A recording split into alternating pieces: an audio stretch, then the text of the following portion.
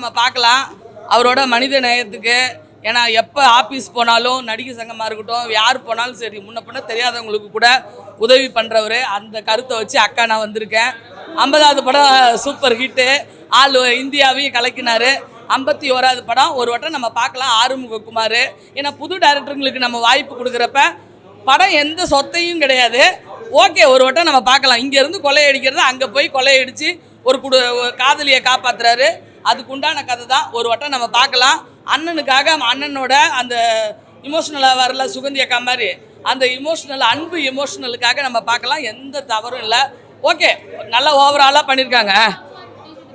அதான் யோகி பாபு தான் சொல்லியிருக்காரு, அவரை பார்த்தாலே சிரிப்பு வரும்னு. அண்ணன் வந்து ஃபுல்ஃபில் பண்ணிட்டார். ஓகேவா? ஒன்றுமே கிடையாது, ஒன்றுமே கிடையாது. அவர் வேற இவர் வேற, அவ்வளோ அப்படின்னு கேள்வி கேட்டிருந்தாங்க. டேய், அதுதான் மகாராஜா ஹிட் பண்ணாரா? அதில் ஒரு பொண்ணுக்கு அப்பா தானே நடிச்சார், ஹீரோவா நடிகலையேன்னு. நல்லா கண்ணை கழிட்டு வந்து இந்த படத்தை பாருங்கள். ஹீரோவா அழகாக படத்தை பண்ணியிருக்கிறாரு. லாபம்னு ஒரு படம் எடுத்து நஷ்டம் அடைஞ்ச சமூக தாக்கமாக எடுத்த ஒரு டைரக்டருக்கு கண்டிப்பாக இந்த படம் லாபமாக அமையுன்றதுல எந்த ஐயமும் இல்லை. ரொம்ப அழகாக பண்ணியிருக்காங்க. யோகி பாபுலாம் ரொம்ப, இவங்க 2 பேருமே பிரியாணி ரைத்தா மாதிரியும் இட்லியும் சட்னியும் மாதிரியும் நகமும் சதியம் மாதிரியும் தான் சொல்லணும். ரொம்ப அழகாகவே பண்ணியிருக்கிறாருங்க. இவங்க 2 பேர் விஜய் சேதுபதி பார்க்குறப்போ அண்ணா யோகி பாபுவை விட்டிங்களா டக்குன்னு வந்துடுறான். அப்பா நான் எதனா ஒன்று பண்ணி ஜாலி பண்ணிடுறாங்க.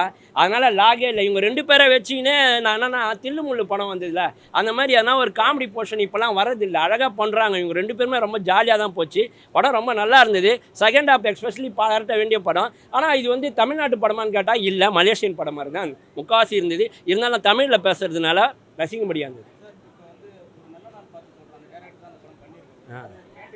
ஆமாம், அது வந்து காட்டு உள்ள ரொம்ப ஒரு இதுவாக ஃபஸ்ட் ஹாஃபில் வெளியும் உள்ளேயும் போவோம். ஜிங்கா மாதிரியா இருக்குன்னு சில பேர் கேட்குறாங்க. அப்படிலாம் இல்லை, இது சூதுகமம் மாதிரியும் இல்லை.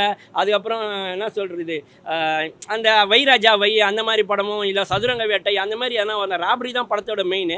இருந்தாலும் வருமானு பார்த்தேன். ஆனால் எந்த பாம்புலையும் இறங்காமல் டக்குன்னு ஏறி போச்சு, மேலே ஏறி போயிடுச்சு கதைன்ற மாதிரி தான் இருந்தது. எனக்கு லாஜிக் இல்லாமல் பார்த்தா இந்த படம் ஒரு மேஜிக்காக தெரியுன்ற மாதிரி தோணுது.